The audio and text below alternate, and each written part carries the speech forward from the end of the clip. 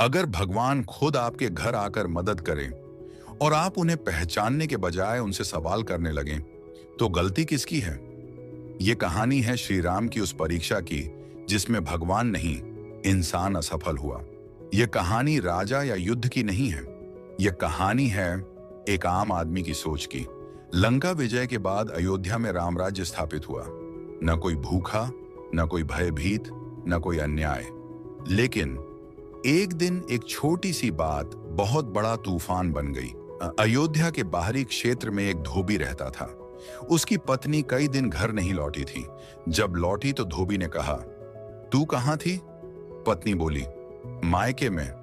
धोबी हंसा, पर हंसी में जहर था। मैं राम नहीं हूं जो हर बात मान लूं।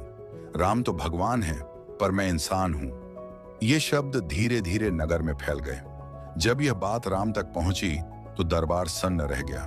लक्ष्मण बोले, ये एक तुच्छ व्यक्ति है। लेकिन राम चुप रहे। कुछ देर बाद राम बोले, अगर मेरी वजह से एक भी व्यक्ति अधर्म सीख रहा है तो दोष मेरा है।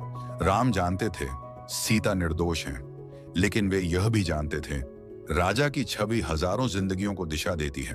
राम ने कहा, राजा का चरित्र निजी नहीं होता, और वही हुआ जो इतिहास में सबसे अधिक पीड़ा देता है। लेकिन कम लोग जानते हैं, सीता को वन भेजने के बाद राम ने जीना छोड़ दिया। वे हंसते थे, लेकिन भीतर से टूट चुके थे।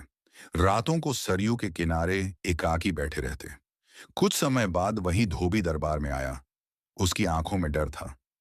प्रभु, मैंने सुना आपने सीता को मेरी वजह से।